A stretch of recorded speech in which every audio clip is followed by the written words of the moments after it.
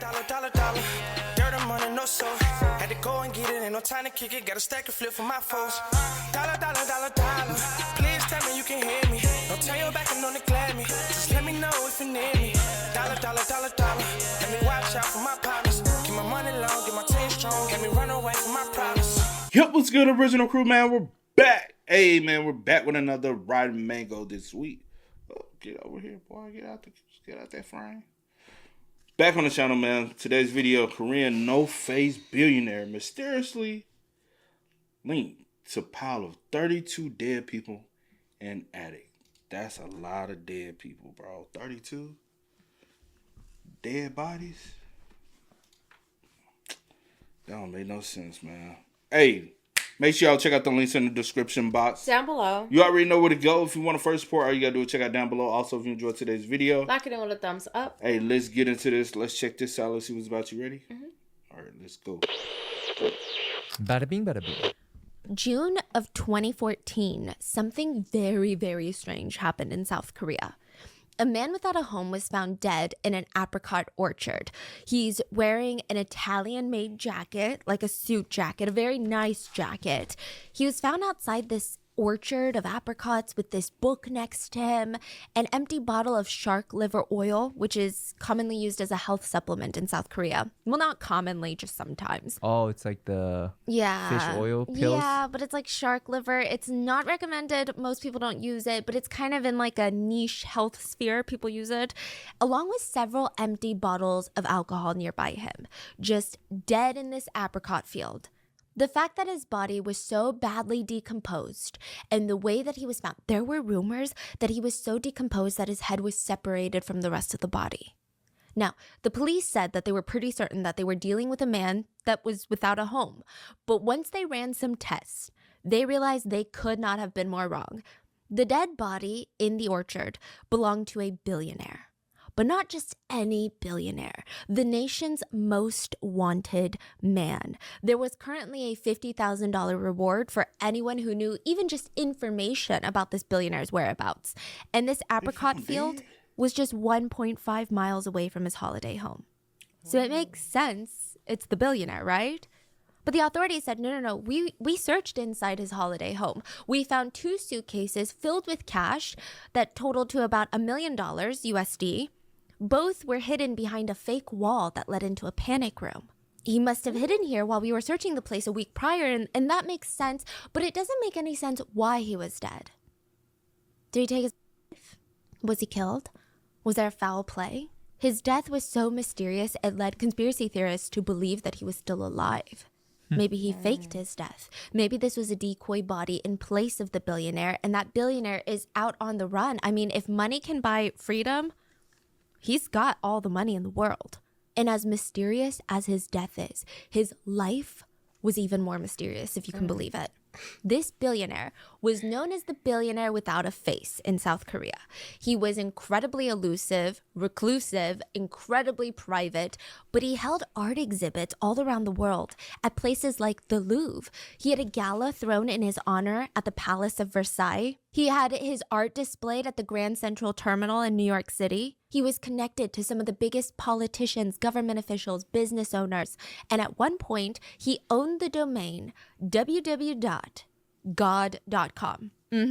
Wow. What? And yet, not many people knew his name. See, you know what this reminds me of? Where people are like, you think Jeff Bezos and Elon Musk run the world? There's a whole set of billionaires we probably don't even know exist, that are not in the public eye, that CNN and Fox don't write about. And those are the people that are making moves. This is kind of reminiscent of that. Nobody really knew his name. Nobody really even talked about him. He fell under the radar up until his death. But it seemed like he was connected to a lot of dark stuff. Firstly, he founded a church that is accused of being a cult. He was connected to 2 of the biggest tragedies in South Korean modern history. One from a few decades ago, where 32 bodies were found dead and tangled in an attic, just tied up together. And more recently, the billionaire was connected to the company that owned this Haewol ferry. The boat that sank, killing over 300 people at the very least, I mean, directly and indirectly. And he was actually on the run from being investigated because of this Haewol ferry incident when he was found mysteriously dead.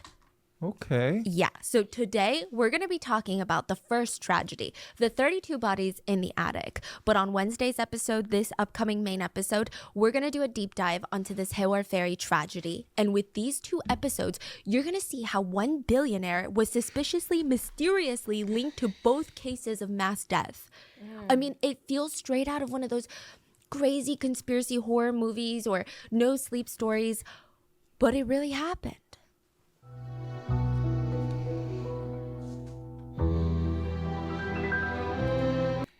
And I know a lot of people want us to do the ferry. We've already heard the story before on different things. We spoke on that before. Full show notes are available at rottenmangopodcast.com. But one source for this case was the Netflix documentary that we also used for the JMS cult. It's called In the Name of God. Now, it's the 5 Oceans episode, and you can tell throughout the entirety of the episode that Netflix is hinting at stuff. They're hinting at a lot of connections between the 5 Oceans incident and the billionaire, but they never really flat out say what that connection is, probably for the reason that I'm about to read you a legal disclaimer, okay? For legal reasons, I have been advised to say that before we get started, 2 things to remember. Yoo Byung-eun, the billionaire in today's case, is not the de facto owner of this Haewol Ferry. He's connected in certain ways, but he is not the de facto CEO and owner. And the Evangelical Baptist Church, which was created by this billionaire, is not legally connected to the 5 Oceans tragedy, the 32 bodies in the attic that we're going to be discussing today. Even if we make any sort of connections between these 2 entities or these 2 people, does not mean that it's an insinuation of liability and guilt or otherwise. Which also leads me to say, if anything happens to me, I'm kidding, but I'm only half kidding because I talked to my parents about this family, this billionaire family, and my dad was like, yeah, they're really scary. Good luck. Goodbye. And he hung up on me. I'm like, they're not listening to my calls, Dad. Like, that's, Wow. Maybe they are. Yeah. Because they're an international family. Wow, your dad really loves you, huh? Yeah, he has no care in the world for me. He's like got 2 grandkids. I'm like the least of his worries now. So let's get started before I get more white hairs on this head. The 5 Oceans incident. August 29th in 1987. So we're going back, but trust me, it's all going to come back together to 2014. And I would not be discussing this case if it wasn't related to what's going to be talked about on Wednesday. August 29th of 1987, it was an incredibly rainy day. A homicide detective by the name of Detective Sam gets a call to head to this tiny little factory out near the mountains. He wasn't really told what was going on. Nobody was like, you need to get over here. We've got 32 bodies in an attic. He's just told, rush through the rain. I don't care what it takes. You get here ASAP. So he drives through the rain, he's got his sirens on, and he knows that the factory is belonging to a company called Odeyang, otherwise translated to 5 Oceans. So I'm going to be calling them the 5 Oceans Company. Now, when the officer steps inside this factory, all the lights are off. It's like almost an abandoned factory. It doesn't look like it's being used anymore. He notices that there's a bunch of people gathered, other detectives that were closer to the scene. There's reporters gathered. There's news footage of this that is constantly, I would not post it on here because I don't think it's appropriate, but there's a lot of crazy news footage and it's in the Netflix doc, and you can even hear one of the reporters saying, I mean, there's no way we're going to air this anyway. It's that bad. The scene? Yeah. So there's news cameras everywhere, news anchors. I mean, just a mess. He notices that the ceiling, so he's in the factory cafeteria, and he notices that the ceiling has already started to be disassembled. There's workers there taking apart the ceiling so that they can have this giant hole. And he's like, why do we need a giant hole? What's going on? There's this ladder leading up to this hole. So he grabs a flashlight and he starts climbing up this ladder because he's the head detective of this case now. He pokes his head through the ceiling into the attic, and it's just one big open space. It's not big, it's not tall, it's not furnished, it's unfinished. It's what you imagine an attic would look like. And he shines his flashlight around. And he said in his decades of being an officer, even after this case, he had never seen anything like that. He pans his flashlight and he sees 32 bodies, all dead, all stacked up on top of each other, tangled apart, like just, it was very, very unsettling. The site wasn't just this pile of bodies. It wasn't like this dumping ground with a mountain of bodies. He said it felt almost methodical in a sense, which made it even more unsettling. There were two piles of bodies that were kind of diagonal from each other. So one pile of bodies here with like 12 people, another pile with 19 bodies. And then in the center, almost directly in the center of these two diagonal piles, was a man hanging from the ceiling. There was a rope around his neck. It's just, the whole thing is strange. Everyone had their wrists and ankles tied. Their nostrils and mouths were stuffed with some sort of cotton or toilet paper. In total, it was 4 men, 28 women, and a total of 32 people dead in this attic.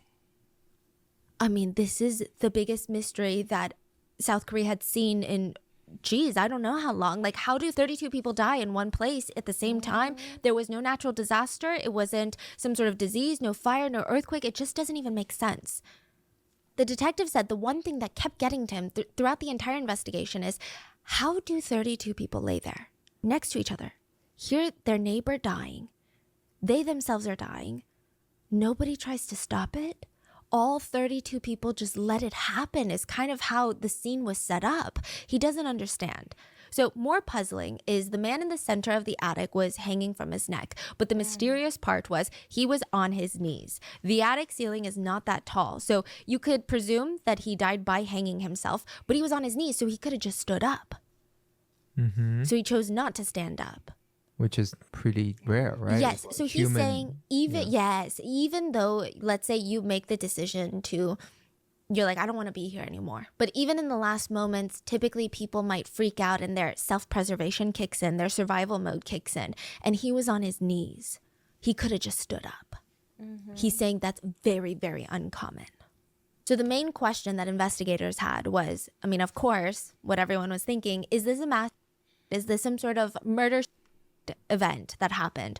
Or is this just mass murder? Did someone kill these 32 people and the killers are on the run right now? Because that's a whole different type of investigation. So they're trying to figure out, who are these people? Would someone out there even want these people dead? And all of these answers lies in one person, one woman amongst the 32. It was a 48-year-old woman by the name of Park Sun-ja. We're going to call her Park. She's at the center of this case. She is the one person in that attic that every single other 31 people are connected to. She is the middle of the web. Is she the one hanging? No. Oh, she's not hanging. She's in the pile? Yes. A man was hanging. He worked in the factory. He was the factory manager, was hanging. She's just in one of the piles. What makes it even stranger is that all three of her kids, were in the attic and dead. The only person that survived from her family was her husband, who was not in that attic. Did they find the husband immediately then? Oh, yeah. And he's saying, I'm a victim. My whole family died, so why are you guys questioning me? I'm telling you, this gets very, very thick and crazy, and I need you to understand the whole event before we get into the ties with the billionaire, because it's so unexpected. You're going to listen to this, think, oh, this sounds like a cult story, but trust me, I never even knew where this was going.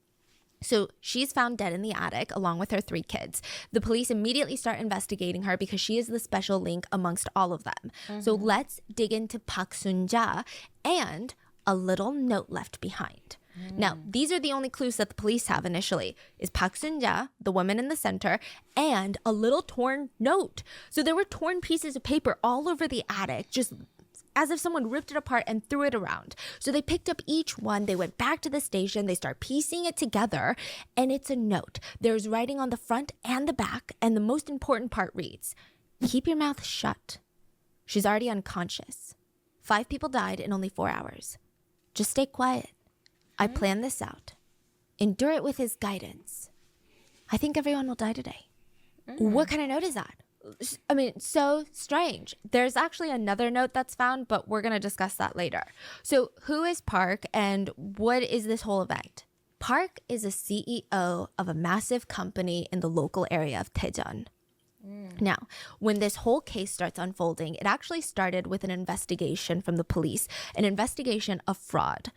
So this couple comes into the police station like a week before the bodies are found. And this couple, they look beat up. They've got bruises, scratches. I mean, they've got a busted lip, a black eye. And they sit down and they tell the police, you'll never believe what happened. So there's this company. I'm sure you've heard of them. Odaeang, the Five Oceans company. So they're a trading company, which means you can invest with them. And it's like an investment firm. You invest with them, they promise you returns and you get your money back, and it's this whole thing. And I trusted them, so I invested $500,000 of my money, my whole life savings, right, officer? Now, I was promised 40% returns. 40%, which is insane. If you hear anyone in the investment world promising you 40% returns, It's a Ponzi scheme. yeah, you better run the other way and call the cops because something very, very shady is going on. So he's saying, me and my wife, we invested $500K. We were expecting 40%. We got $0. Nothing came back. So we're like, well, we need our life savings back. This feels like a scam. We go to Odaeang, this very professional compound. You know, they've got office buildings. All the employees are everywhere. It's like a factory. We go in. We're like, can we talk to the CEO? We sit down with her and we say, listen, we love what you're doing, but, you know, we got to pay the bills. Can we get our money back? Park Soon-ja looks at them, calls like 7 employees over, and they beat the couple an inch of their life. Not only do they beat them, but in the end, they force them to sign a waiver, basically forfeiting their rights to their $500,000 initial investment plus the returns that they were promised, saying that all debt has been cleared, that they just gave Five Oceans this money for funsies. So they're like, look at this. I was forced to sign this. Look at the state of my face. They ran to the police station immediately when they were released from Odaeang, and the police decided to open a formal investigation into this company. And they were pretty surprised to find out that this company was a reputable company. I think that they were expecting some sham company. Like, one look at it, you're like, that's a scam. How did they not know? This company was well known in the Daejeon area as a very decent, excellent-sized craft business. So they have one department of their company is the trading business, like the investment business. But the main side of their company, well, they say, is their craft business. So they've got factories in Daejeon, and they have all these employees who make these traditional Korean pieces of knickknacks. Sometimes it's jewelry boxes. Sometimes it's, you know, like wooden toys. And it's almost like a souvenir company. They sell it to tourists who want to take home a piece of historical Korea with them. So people freaking love them. In fact, Odaeang was known as one of the best companies in the area. They constantly won awards for their craftsmanship, for their business practices. I mean, they were killing it. On top of that, the CEO, Park Soon-ja, the one that was found in the attic, she was called the mother of orphans. How do you even get a nickname like that, okay? How do you even get a nickname like that? She's like one of those tech billionaire scam artists. Like, that's the vibe that she gives me. The way that she set up her company was she wanted to be all about the employees. So she set up all these dorms, these living quarters near her factory, on the grounds of her factory, like right next to the factory. You are welcome to live there as my employee. You and your whole family can live here for free. I want you to just focus on work and not stress about bills. I provide food. I provide housing. You can move in. You can bring your children. You know why you can bring your children? Because while you're working, we've got this massive children's compound where we teach your kids, we house them, we feed them, we do dance lessons with them. We have all these extracurricular activities with them. And you know what? We even have a ton of orphans in there. I love orphans. That was like her shtick, okay? She's like, I love orphans. I want to help orphans. Anytime she was in any sort of interview, she played the whole, I'm rich, okay? I'm rich. I'm a CEO of Odaeang. My husband is a government official. We're very wealthy, but I don't care about money. Because she's like such a pick-me. She says, I don't care about money or stocks or fashion or jewelry or cars. I just care about giving back. There's this one interview where she tries to force a tear out. And she says, I just don't want to live in a world where children have to worry about where their next meal comes from. How can I wear nice things when there are kids out there who can't even afford water, food, textbook? So everyone is like, oh my God, Odaeang is like the nicest company ever. And the CEO is like the mother of orphans. She's amazing. I want to work for this company. Look at how she treats her employees. She was praised by the locals as being a great businesswoman. She would even have people come in and film the factory, and you would see all these factory workers that were making all these little knickknacks. You would see the orphans singing and dancing and being like, I love Mrs. Park, right? Well, guess what? You guessed it. It was all a scam. The whole thing was a freaking scam. So from the get-go, these employees were not even being paid. These were free laborers. You're like, why would they work for What? free? That's the reason why she had the housing. Y'all can come. I'll feed you. I'll Yeah. house you. And then her not eyes getting is, for- that's well, you're getting all this for free. You don't have any bills, so why should I pay you? We provide schooling for your kids. We provide housing, food. What more? What more? You could and your want? family are here for free, so why should we pay That's you? crazy. And that's how she continues to be rich. That is insane, bro. Park Sun-ja was a very manipulative, cunning woman. So most of these employees worked for free. When they lived on the grounds, they said it was very, very strange because they weren't even allowed to talk to each other. You work for Odaeang, I'm your wife. We're not allowed to talk to each other. It's so strange. She would separate couples. She would separate the kids from her employees, the families. She would throw them into the little orphan dorms, I guess. And she would even go on TV and be like, look at this orphan. Orphan, what's your name? Tell them you're an orphan and tell them what your name is. So the kid would be like, my name is Stephanie. And the parents would be watching on TV like, wait, I'm an employee and that's my kid. And why is my kid on TV acting like she's an orphan right now? And why is Park telling her to tell the world that she's an orphan? I'm her mom. What's going on right now? So Scam. all of these things will later come out, but at the time, nobody knew. The locals are just looking at her like, she's bringing business to our community. This is great.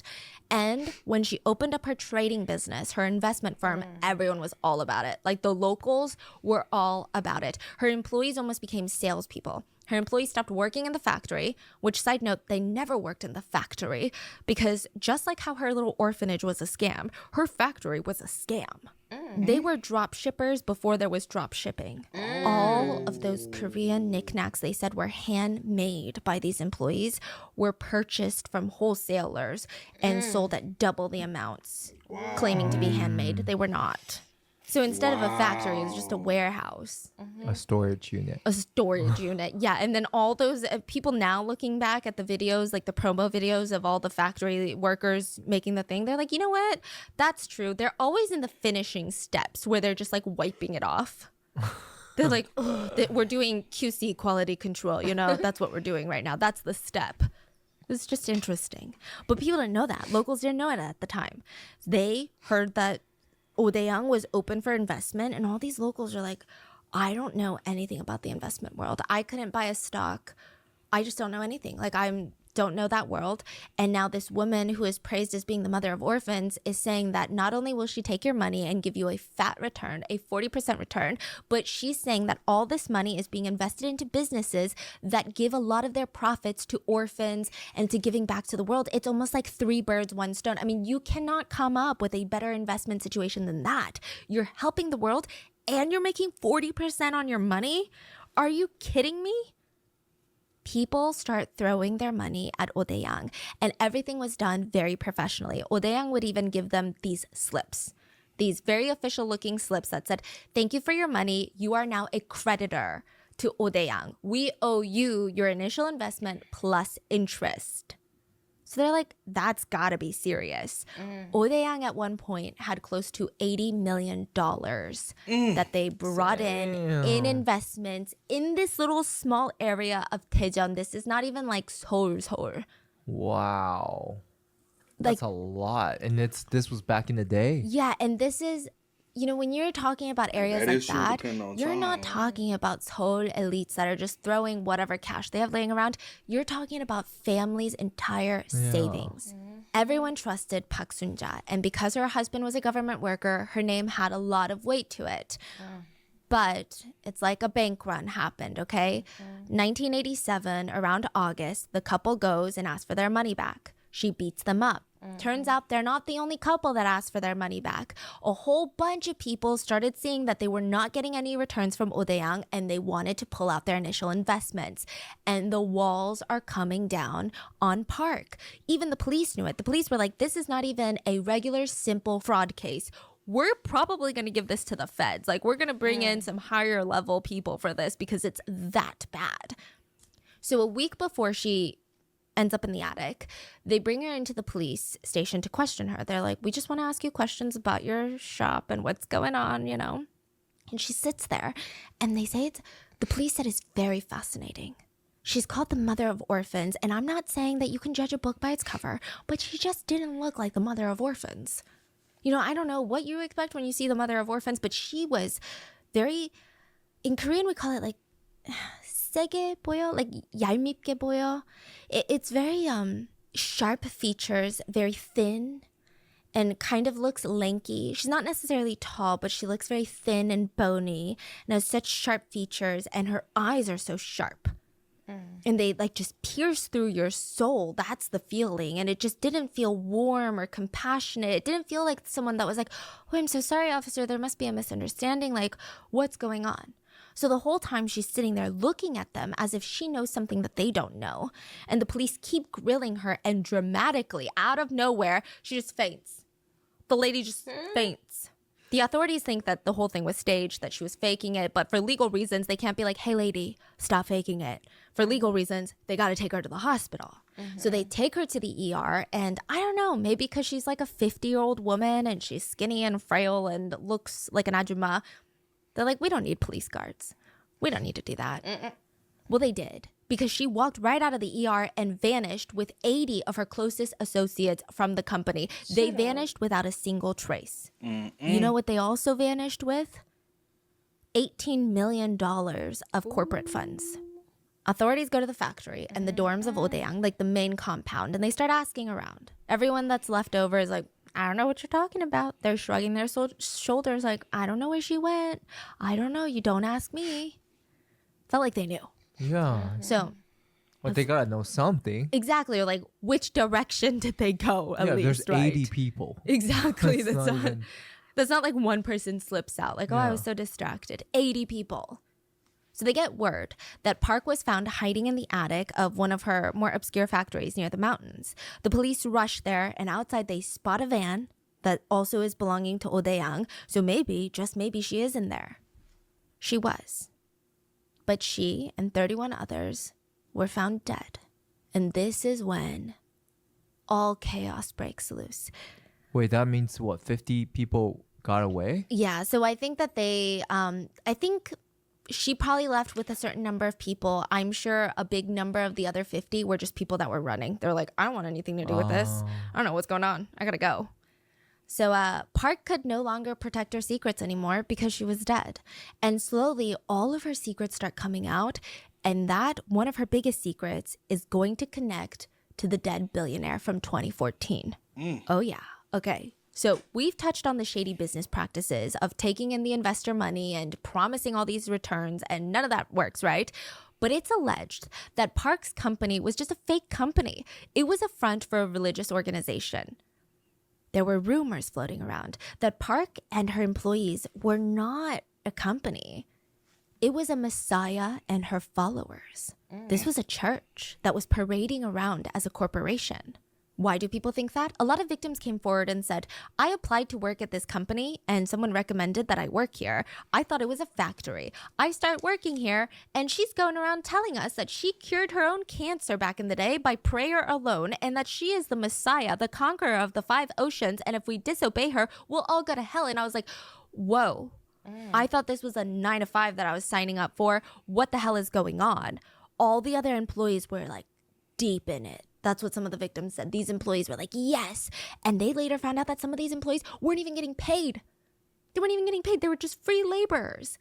The victim said, you know, it started to get really weird when she forced us to ask her permission to leave the grounds of the factory. She also had something called sin time, like repentance time, to repent for your sins. It happened randomly, probably like once a month. We'd all be gathered in the gym room, almost like a company meeting, but we would be forced to slap each other in the face. Like just sit there and like slap each other around to repent for our sins. It was a lot. She was also had this apocalyptic streak about her. She just really felt like the world was ending. And she felt like everyone needed to obey her to be saved. She also was quoted to say, "The factory is heaven. And if you want to go to heaven, you work here for free." Which That's crazy. so all these little insinuations of her being a part of a religious cult or being a cult leader start coming out. And the investigators are like, okay, we need to take this into account.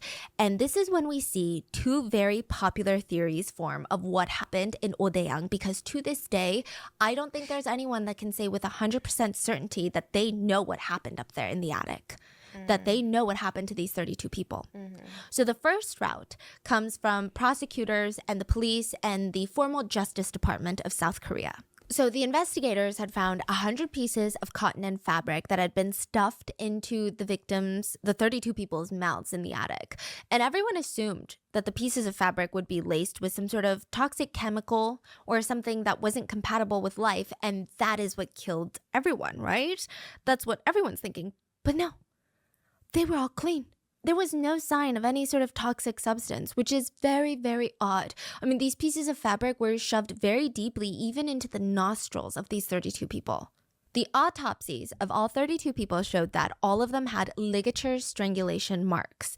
They died from manual strangulation, meaning that someone had tied a rope around their neck, tightened it, and started pulling and pulling and pulling until they were no longer alive. It was manual. It's a lot of labor to do that to someone, and it's a very painful way to go. Yeah, it's intense. Yeah. Takes forever. Takes and forever. So much struggle and wow. And there's 32. Now, the prominent theory that the prosecution ran with is that someone in the group or a few people of the group had killed everyone.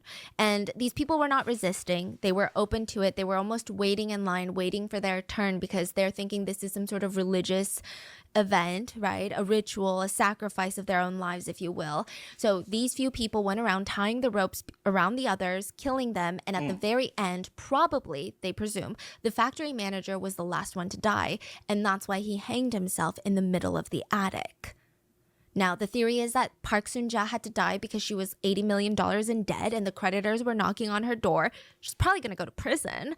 So these followers, they wanted to die with her. But there are reasons that theory doesn't make sense. And this is the theory that's legally accepted today. There's some contradictions. There's some questions that even the detectives that worked on this case that agree with this theory, that agree with the final, decision, are kind of confused about.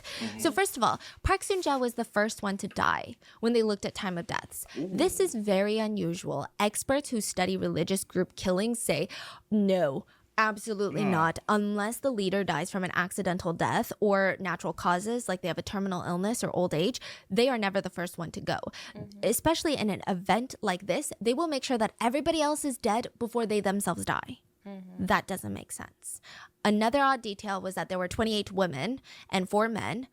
12 of these women were found with evidence of semen in their bodies. So either they were abused by these 4 men before they passed away, or they voluntarily interacted with men in that attic that has no rooms, is an open floor plan. And this is August in Korea. There was no AC up in that attic. It's like 90 degrees up there. Whoa. It just didn't make sense, especially because Park Soon-ja, her 2 sons were in the attic as well as her daughter.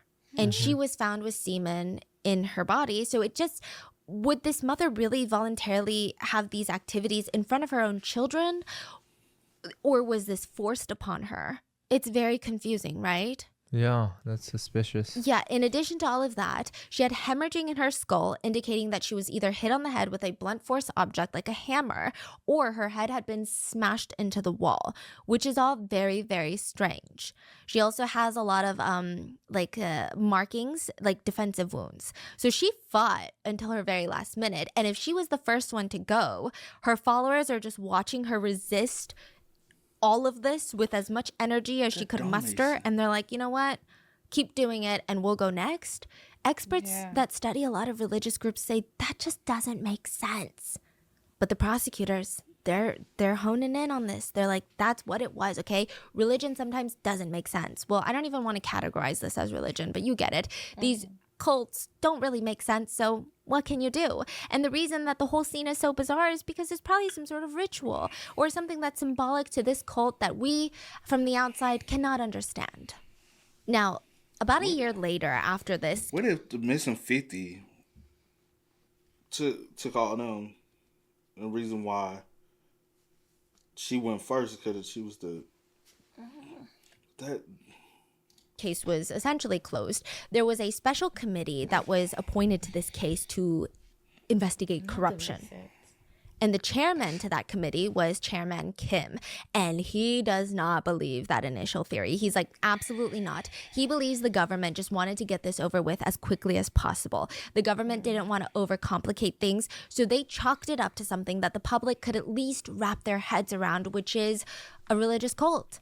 Kim believes that all 32 people were murdered, and they were all murdered in a separate location and not in the attic. He thinks the attic was a dumping grounds for 32 bodies. He thinks all 32 people were killed. So the main reason that he brings up is the factory manager, Lee, the one that was found hanging, the one that had allegedly killed everybody else before he killed himself. Kim doesn't believe that this factory worker could have strangled and killed everyone before ending his own life. First of all, Kim argues that for a man to end 31 people's lives, it would have taken at least 5-6 people, and he thinks that's being conservative. The prosecutor, the government, they also say that Lee, the factory manager, he was the one tightening the ropes around everyone. And Kim is saying, even if he's wearing gloves, do you know how much that's going to take a toll on his hands? And there was nothing on his hands. No evidence of swelling that wasn't consistent with decomposition. There was no evidence of abrasions, markings, rope burns, nothing. That's very strange. Another part that really, really brings a lot of people to his theory is that there are different markings around everyone. Technically, you could say that all 32 people died of strangulation. Now, the marks should be different. Everyone else should have different neck marks from the factory manager.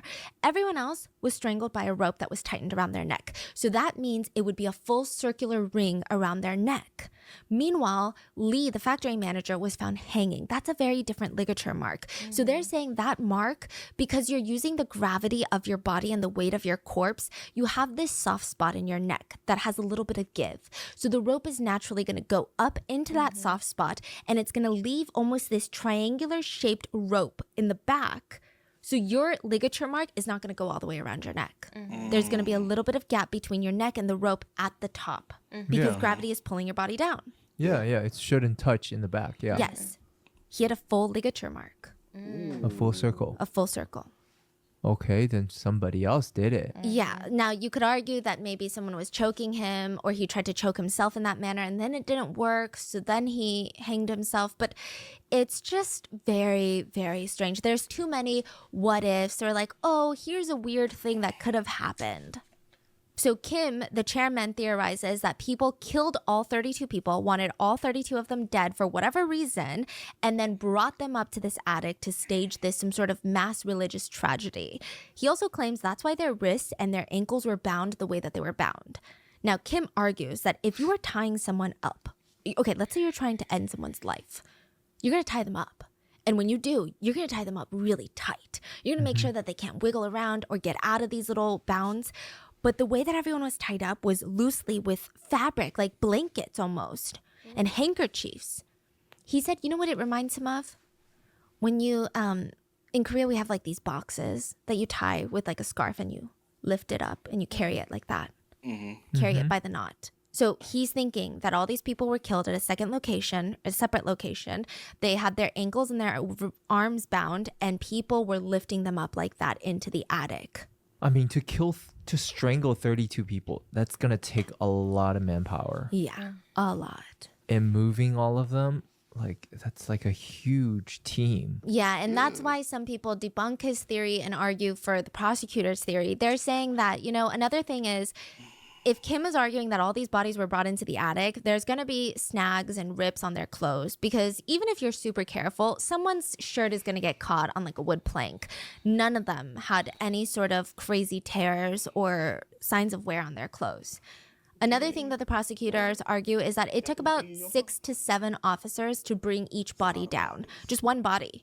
There's not really, it's not stairs that you can take into the attic. It's like a ladder. So to get these bodies down, and they're saying it must be harder to get them back up. Right. That's true. Yeah. Yeah. So especially if you feel like their you're life thinking, was taken in a different location, because like dead weight. I'm thinking like it'll be even more. what you heavy. said, that is dead weight. Yeah. Unless you put them on on your shoulder, That's you just would a have lie. to have a different ladder that could at least fall. Have you ever climbed up an attic ladder? The little, yeah. The ones that That fold. just come down off the Yeah.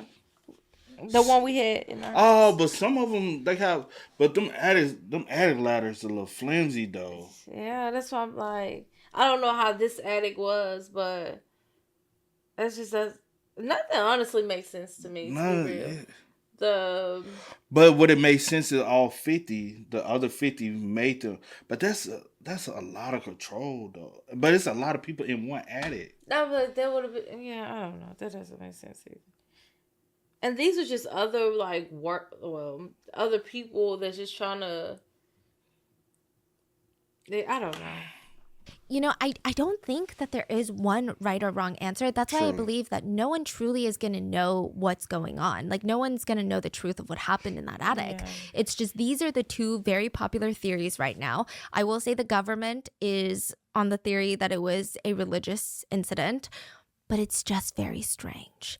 Now, the biggest question that everyone had, though, was before Park Soon-ja died, $18 million of corporate funds vanished.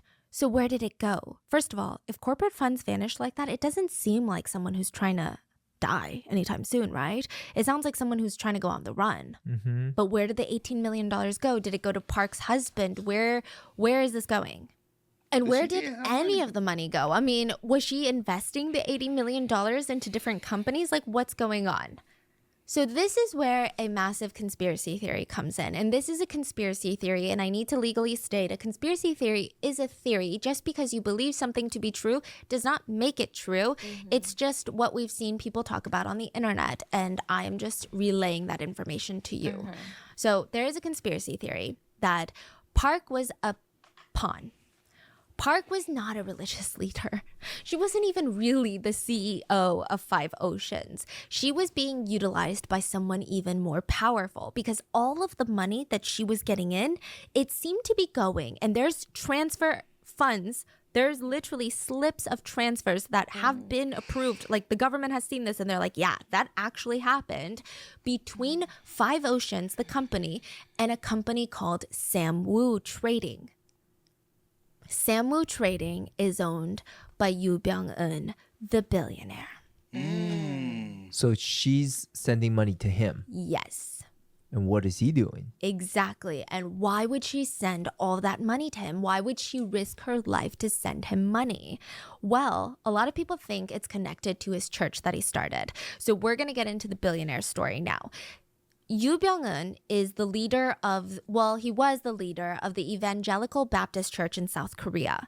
And I do need to put a disclaimer that this church is massive. I think there's about 100,000 members in this church globally, and there's different sects. Today? Yeah, today in 2023. Okay. So I feel really good. I feel really safe. I feel really comfortable talking about all this stuff. I'm very scared. There's a lot of churches in Korea, huh? Yeah, there's actually like a whole reason for it. There's actually so many political factors that went into it. Like, Korea was in a state of chaos at one point. It's fascinating. But this church in Korea has a lot of subsects, and a lot of these subsects of churches have no connection with the billionaire, nor did they have connection with him. Like, they broke off and started their own thing. They're like, we don't like this guy. We like our church. We're going to start a new church. So not everyone that's in the Evangelical Baptist Church is bad, nor is it really categorized as a cult. I'm just going to call it an organization for now because I'm legally a little bit cautious right now. But It's very interesting. He starts this church, and it's speculated that Park was a member of this church, and she started Five Oceans to provide Sammu Trading with money, the leader of her church, with millions of dollars. But why and how? And is this even true? And what's going on? So let's talk about Yoo Byung-eun. Now, these days, Yoo Byung-eun is a household name for all the wrong reasons because of this Haewol Ferry tragedy and the way that he was hunted down by the police and the way that he died. Everybody knows his name. But keep in mind, back in the day, nobody knew him. He was known as Korea's billionaire without a face. He was incredibly private. Nobody even knows how he became a billionaire. That's how private he was. Like other people, you could be like, oh, well, they started Amazon. They started this, right? This guy, all we know is what he's told his church about his childhood. He said ever since he was a kid, he wanted to be Michelangelo. He wanted to be the next big artist. He said he felt it in his bones that he was someone that was artistic, someone that was creative, that could speak through this kind of language. That was his ultimate dream.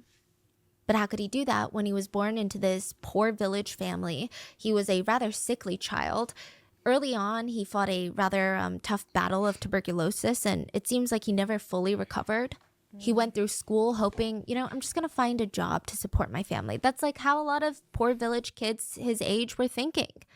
But in high school, he met a group of American Christian missionaries, and he said his entire life changed. Not only did he want to get into religion, not only did he become religious, but he wanted to spread the word, which is arguably the more controversial part of Christianity. But he said that his whole life mission was to help save people, basically. And he was a little bit of an apocalyptic sect, meaning that he felt like the world was going to end anytime soon. So he needed people to be saved soon, because if the world ends in 5 years and you're not saved, you're out of luck, you're going to be in hell. Now, he did have a lot of charisma ever since he was a kid. So he meets a young woman, they get married, and with his father-in-law, he starts a church.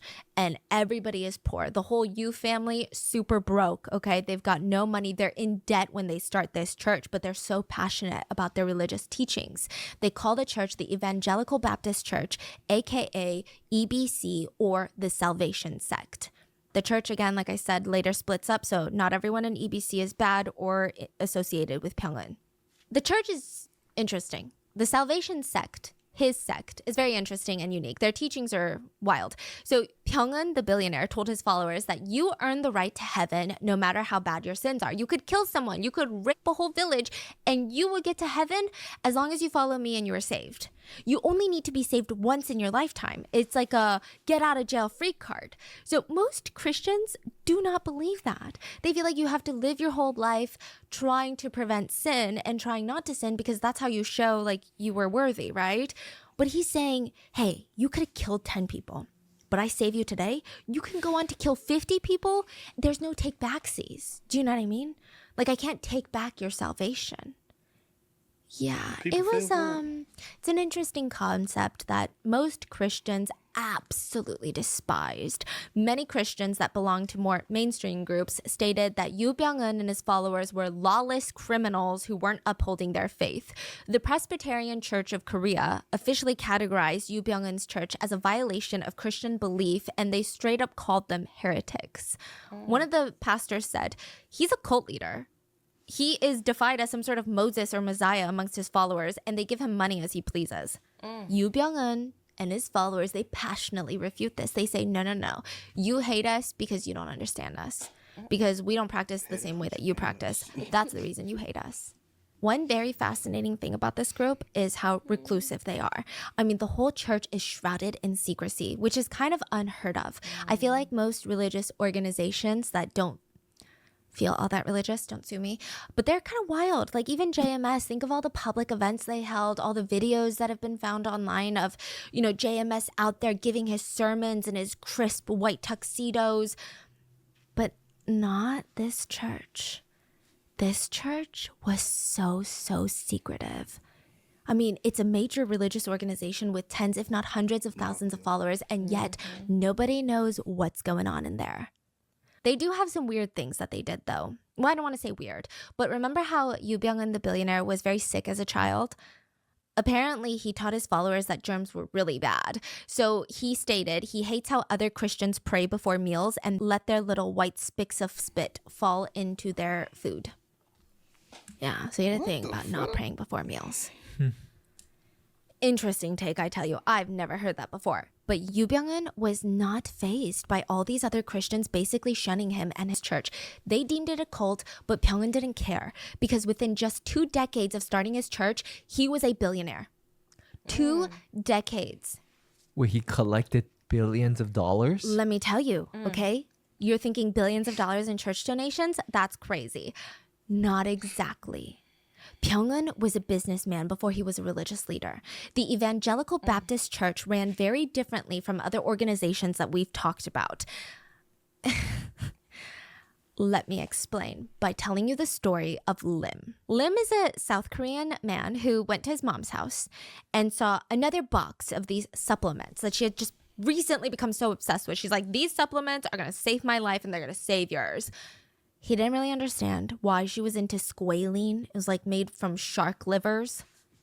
But maybe that's what happens when you get older. You start looking for ways to stay healthy. He didn't realize it was too late that she was being scammed. Not just scammed, but meticulously targeted, manipulated, and defrauded. Mrs. Lim, his mother, was known in the area as being rich, alone, and very sweet. You know, her kids would check up on her, but they're all adults. They have families of their own. She would spend most of her days alone.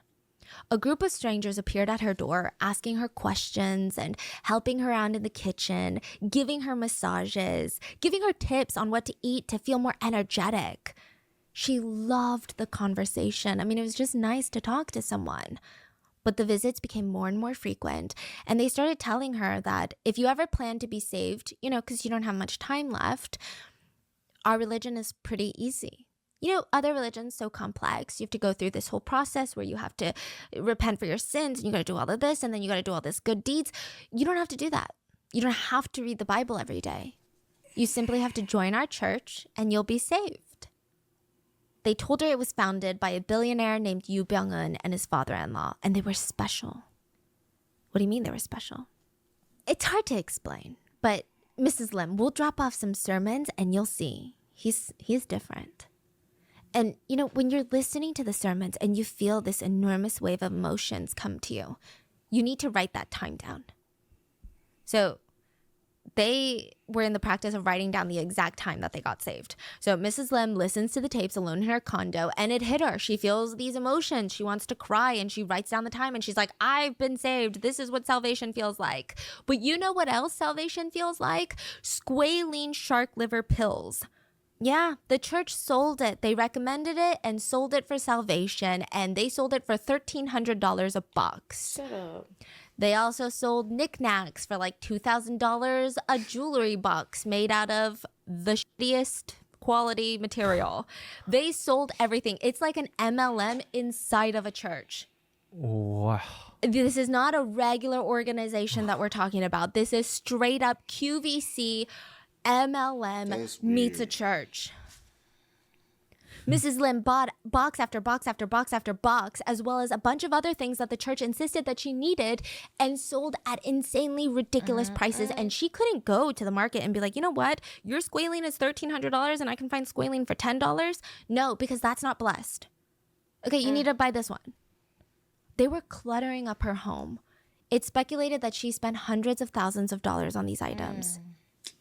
But the real salvation happened when the Salvation sect offered her a rare opportunity not only to get rich, but also save the world. They said that they were going to create a business that was coming up with this top-notch medical facility. So they need funds for it, and you're going to get returns because once the hospital is up and running, I mean, it's going to be a lot of profit. I mean, think of how great that idea is. And you're saving lives. She forked over $500,000 in cash to make it happen. She invested $500,000, never told her sons and daughters. That was a majority of her remaining assets. In exchange, she received a formal official note. Is this sounding similar? Is this sounding familiar to anything? A document explaining the transfer of funds and how she's going to be paid back with returns. And the company that signed this note was the Samwoo Trading Group.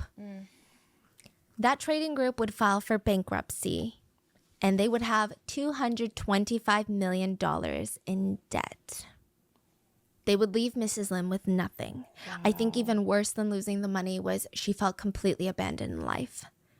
She eventually passed away in 2008, and it's said that she was never the same after this betrayal. Wow. Now, she was just one of the many people that fell victim to the Salvation sect. And the Salvation sect is so fascinating that, hey, they're still around to this day. And the way that they function is bizarre.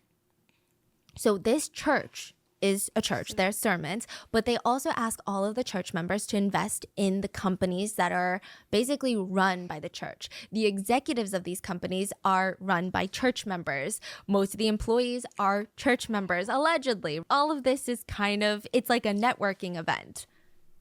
A professor who studied Yoo Byung-eun and his religion said, Yoo Byung-eun preaches that corporate activities are equivalent to religious activities. He used his followers as a tool to bloat his own wealth.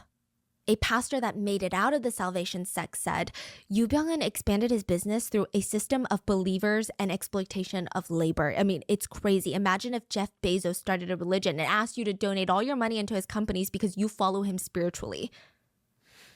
And everything was set up like a pyramid-like structure of dozens of subsidiaries under his holding company, like shell company after shell company after shell company after shell company.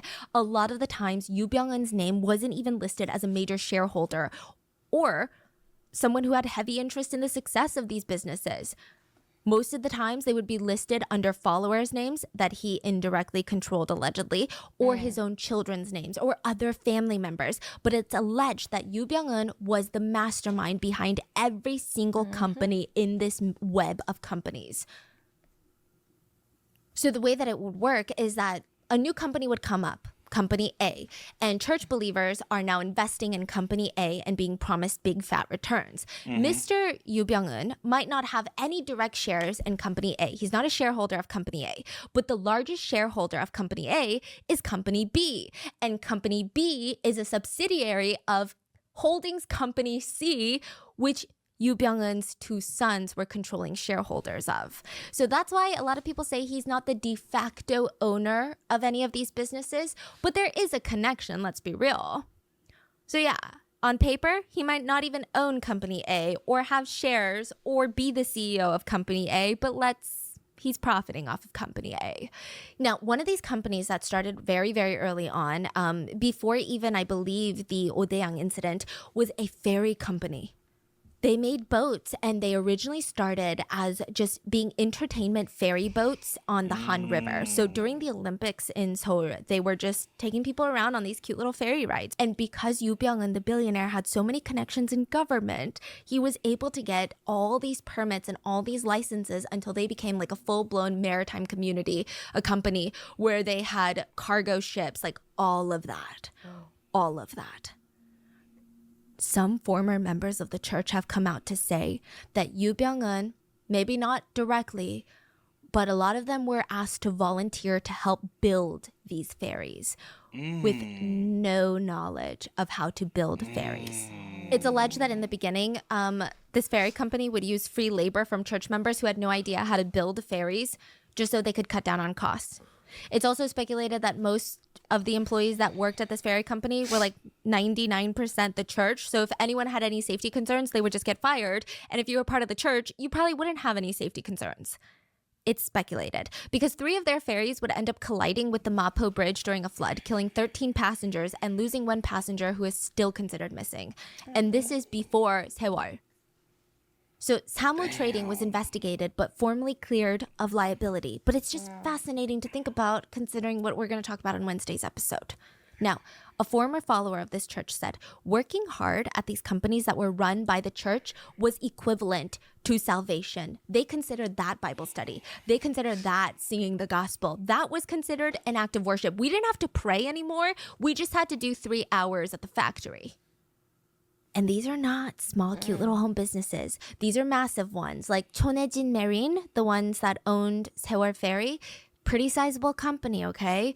They had companies that sold toys to the general public. Like, you would never even know that this company is run by a church. You're just like, that's a cute toy, let me buy it. They were the sole distributors of a very fancy chocolate brand called Dubov and Gala.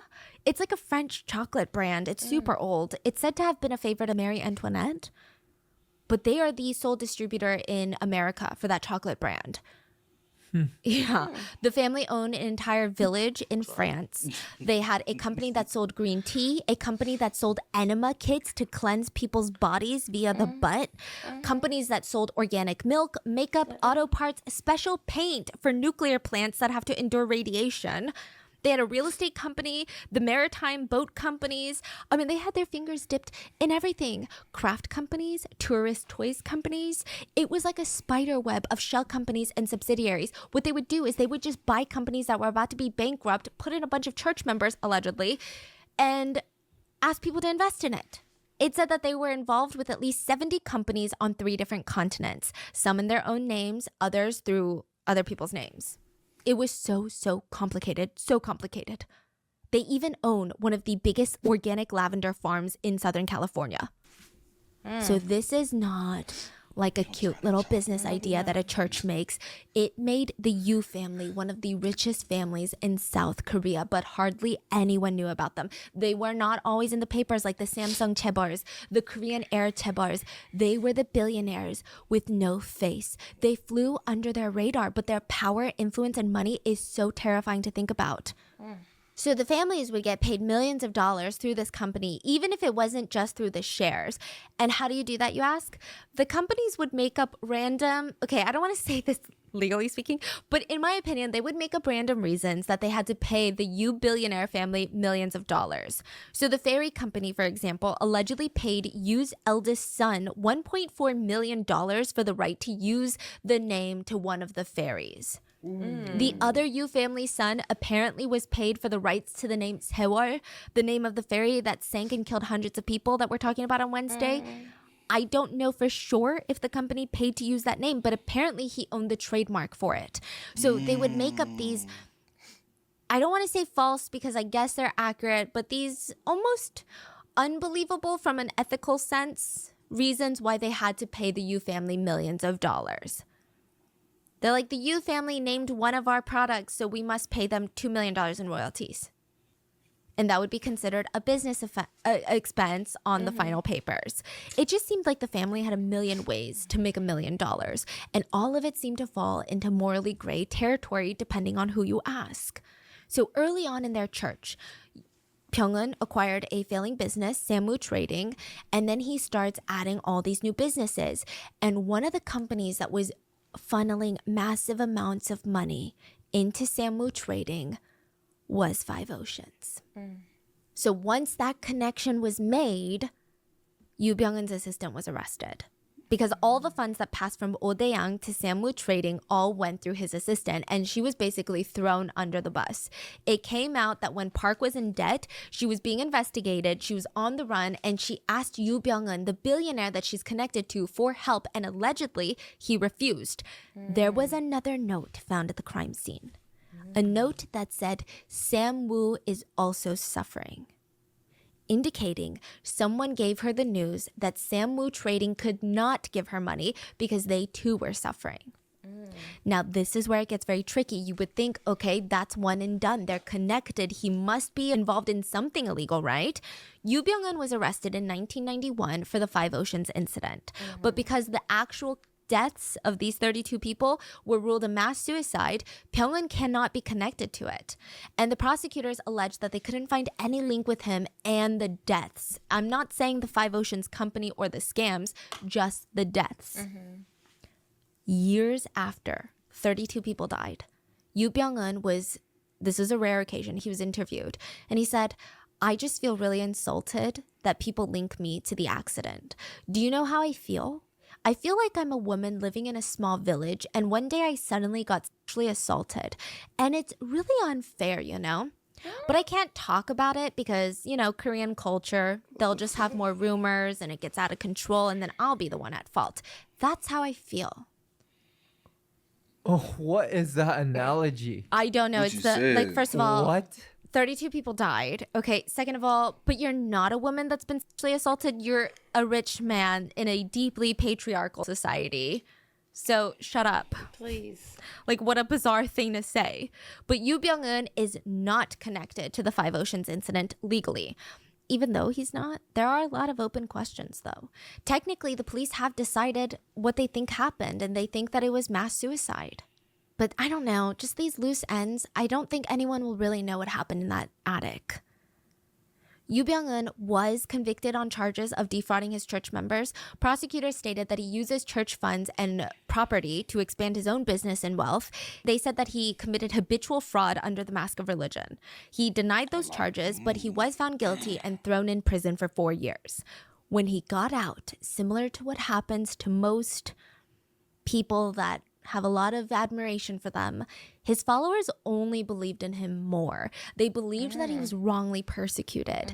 Yoo Byung-eun even recorded a sermon to his followers that said, "Things are tough for us right now. Other people treat us like kolles, like rags, like dish rags. But we need to remember, blessed are you when people insult you, persecute you, and falsely say all kinds of evil things against you because of me. Blessed are you.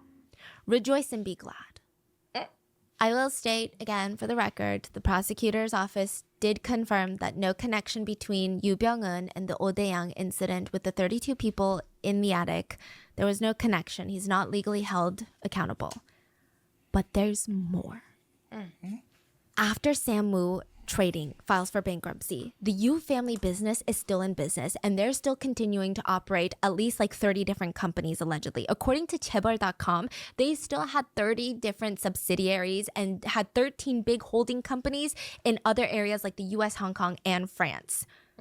And after the Oh Dae-young scandal, people originally had no idea who this Yoo Byung-eun billionaire was. They were like, what? A church billionaire? This is crazy. Then the incident puts him in national spotlight. And after the scandal, if you could even call it a scandal because it's literally mass death, but the family spent tens of millions of dollars on PR, on rebranding Mr. Yoo. He stopped even recognizing the fact that he was a part of a religious group. He refused to acknowledge that he was a preacher, a church leader, a founder of a church. Instead, he became known as his pseudonym, Ahae. Ahae in traditional Korean means little child, which if we're going to put our tinfoil hats on, What? I know. If we're heading into rich people conspiracy territory, what a questionable name, okay? But they reinvented him as some sort of profound artistic genius. The family donated millions of dollars to the Louvre, and he has a gold plaque on the wall with his pseudonym Ahae on there, as of right now still. And okay, yeah, they started asking massive art institutions to show his pieces. He held an exhibit at the Grand Central Terminal. Oh, his own artwork. Oh yeah, his own, not his collection, his artwork. Oh, so he paints or what? He takes pictures outside of his window. Oh, it's a photog. Yeah. It's just a photo. Yeah. Oh, wait, let me tell you. Okay. Is it good? Bro, I'm about to go on a whole rant, okay? He held an exhibit at the Grand Central Terminal in New York City in 2011, which is speculated to have cost the family at least $1 million or $2 million. It's speculated that the family spent another $6 million plus to exhibit his work at the Palace of Versailles. Side note, the London Symphony Orchestra played during an event at this exhibit, and they premiered a new piece, Symphony No. 6 Ahae, named after him and a tribute to him, a billionaire with subpar photography skills that allegedly paid his way into this exhibit. Wow. The family seems very, very litigation and sue happy, but I said what I said. Art is a personal opinion, and I don't think it's that great, okay? It's mediocre at best, and that is... You can't legally get me for saying I don't enjoy someone's art, okay? Having money does not mean that you are talented at everything that you try, and that's okay.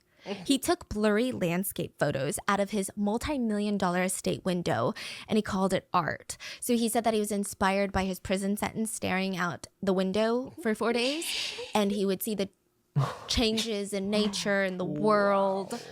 It was called Through My Window. Another one was called Finding the Extraordinary in the Ordinary or something. But it said that after this PR rebrand, Yoo Byung-eun became even more mysterious. It's alleged that he went into his tortured artist role. He stopped allowing photographs unless it was from his back or his side, or his camera was covering the majority of his face. So there's not a lot of pictures you can find on him or his children. The whole family is very, very mysterious, which is crazy because Yoo Byung-eun's niece is actually married to one of the most influential names in K-pop. And nobody knew. Who? JYP. And we're going to get into it Wait, because wait. JYP is married to the family? to his niece. What? So Yoo Byung-eun's brother's daughter is JYP's second wife, and they're still currently married. And during this Haewol ferry accident, it got really crazy, and we're going to get into it. And I'm not saying that he's associated with any of their shady business or religious dealings. You can't even find a picture of his wife online. They're very mysterious. Yeah. Well, at least I couldn't find a picture of his wife online. Very, very mysterious people. But anyway, Ahae, the new man, the new billionaire, described himself on his website as an inventor, entrepreneur, philanthropist, environment activist, martial artist. By the way, he and most of his kids were black belt, taekwondo, I believe. Painter, sculptor, poet, and photographer. His website stated the exhibitions were a way to increase public awareness of the beauty of nature and the need to preserve the natural environment. And it's fascinating to see the switch up that even mainstream news outlets have made after he was associated with this Haewol ferry tragedy. So after the Five Oceans incident, that was just well known in Korea. It didn't become international news. He rebranded. Everyone just knew him as this mysterious billionaire from South Korea, this artist that was giving back to nature. People, big institutions would write things like, The Economist wrote this. Ahae's forensic attention to detail reveals the stoicism, dignity, and minor dramas of the animals going about their daily business, and raises these pictures into the realm of poetry, a kind of surrealist representation of a single day. It's really like he's lived so many different lives. Yes. Like they're writing this about blurry pictures taken outside a billionaire's window. Yeah, I too would expect some poetry if I had that much money and my compound was worth that much. Now get this. During this time, it's alleged that Yoo Byung-eun was still running tens of companies and still getting investments. And I don't know if he starts asking these companies to purchase his art or if they volunteer to, but he started selling his art to these subsidiary companies. Sometimes for as much as $22,000 a photo, and they would buy a lot of them. Each company would pay for tens of thousands of dollars for his art, and it's alleged that part of the reason that this Haewol ferry even sank in the first place was because of his art. Not fully, but it was a factor.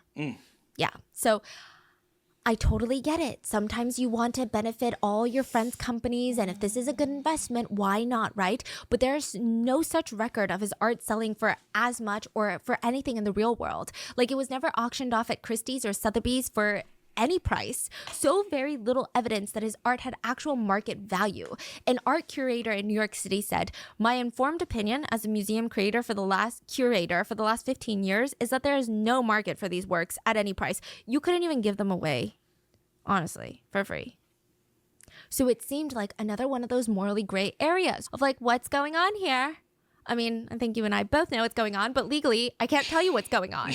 Now, one of those companies that was said to have spent over $100,000 on purchasing his art was the failing, financially struggling boat company that owned this Haewol ferry that we're going to talk about on Wednesday. A lot of corruption. Now, he is known as Ahae, the billionaire without the face.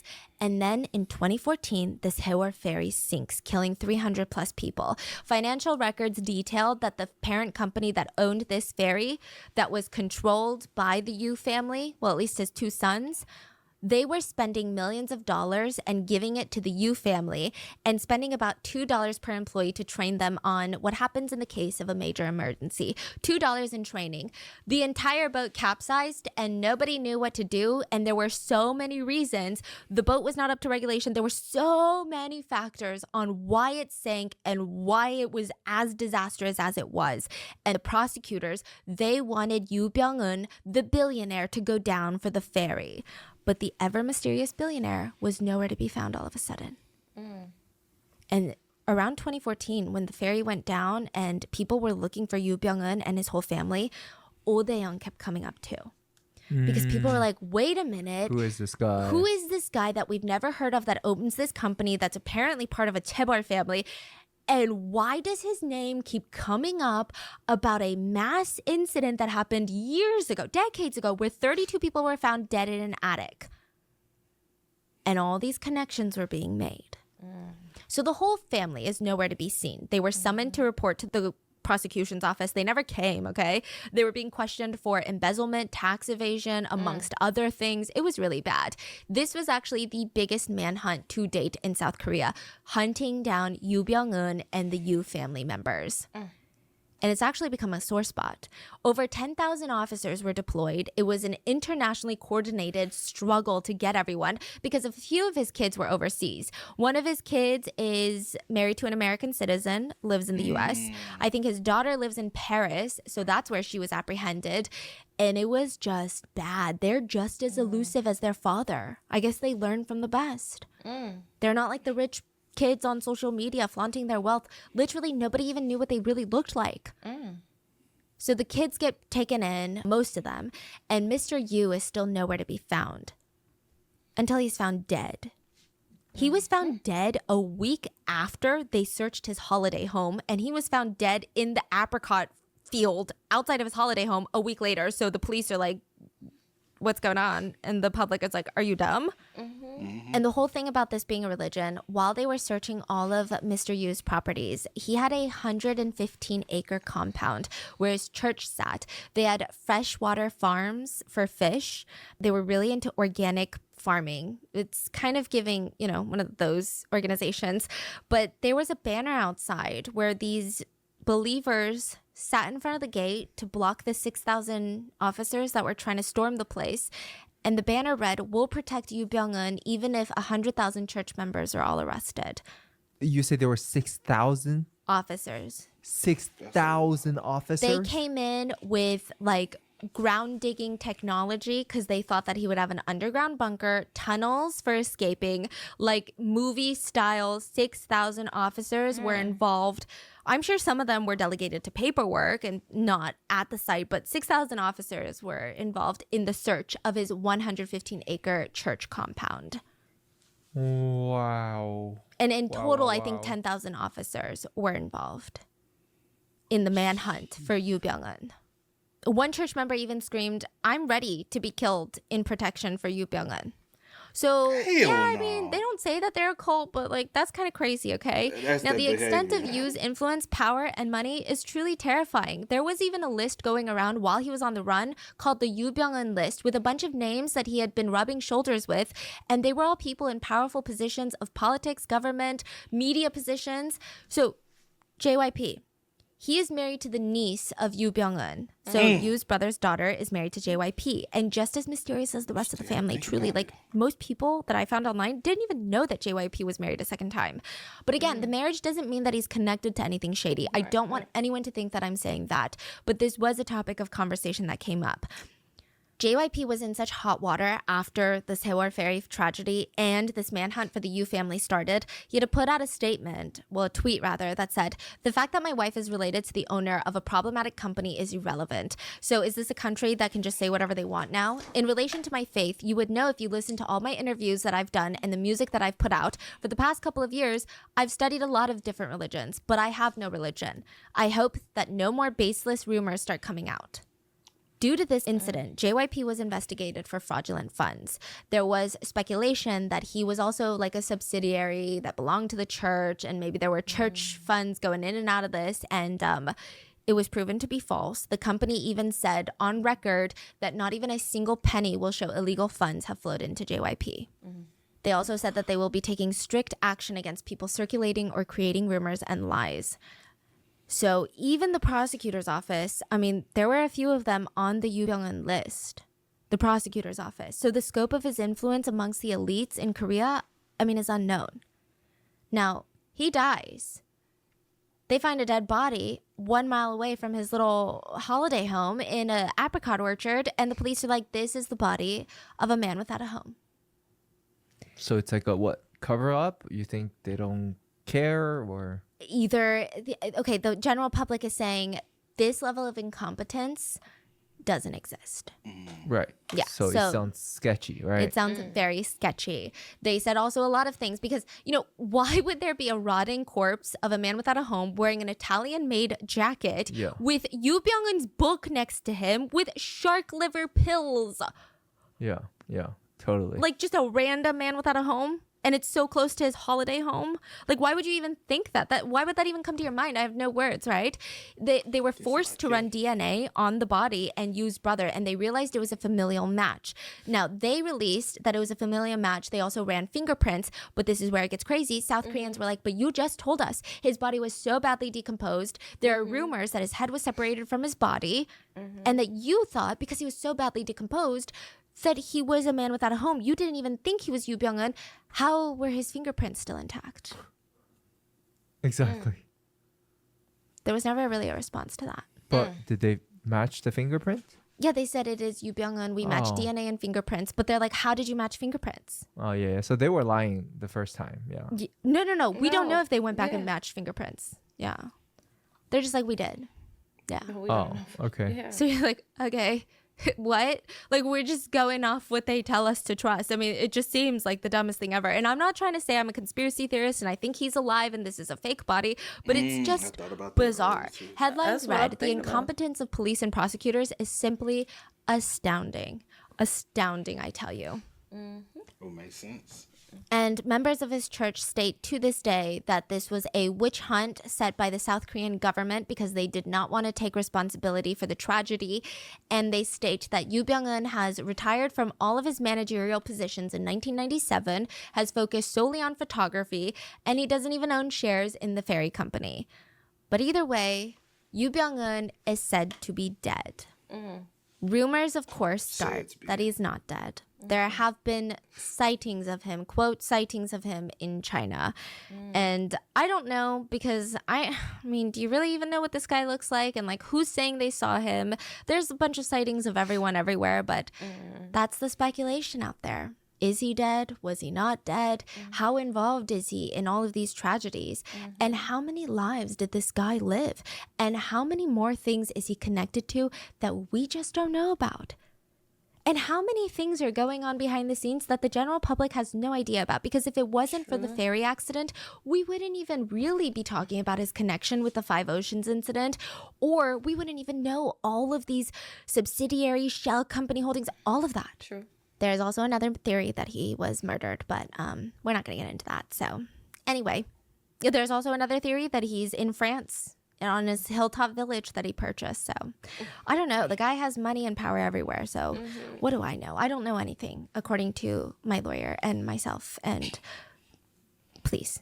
But this is the case of the Odaeang incident where 32 bodies were found in an attic and how a billionaire's name keeps popping up in that tragedy and popping up again on Wednesday. We're going to do a deep dive, but I think it was just, I felt like it'd be important for you to know who this guy is and all the things that he's associated with and how the companies that he runs are being operated. So I will see you guys on Wednesday to talk about this Haewol ferry. And please stay safe, and I'll see you guys on Wednesday. Bye. Ciao. It's crazy. Very crazy. Still getting no answer And you So- won't. to none of it, really. You won't, Like, because no one knows anything for real. Speculation. you think somebody killed? Or because at first when she said possibility of him, I mean, like when she first like described how he was in the condition, I said, "Could he, especially being that rich, could he possibly have like staged his own?" Yeah, that's what I was thinking, but I don't know. Who knows? And then I'm like, because it would make sense. He has the money to do it. Or did somebody take him out? Frustrated, mad. Because at the end of the day, who still killed all the people, bro. That's a lot of people. Facts. In the attic, they didn't do that to themselves. Facts. Facts. But And ain't no way you can do it somewhere else and get all those bodies in. There's no way. Hey, man, y'all spam us up in the comments. That was a crazy story. We might have to do those. with the second. Yeah. I'll let you decide that. She said, don't put that pressure on me. I'm going to let you think about that one. Y'all spam us up in the comments. Let us know y'all thoughts about it for us in the comments down below. But until next time, y'all know how it go, man. I do go by the name DJ No Kid. This is Sierra Nicole. We Are. Kid and C. We Are. Go and get it, ain't no time to kick it. Got a stack and flip for my foes. Dollar. Please tell me you can hear me. Don't turn your back and don't neglect me. Just let me know if you need me. Dollar. Let me watch out for my partner.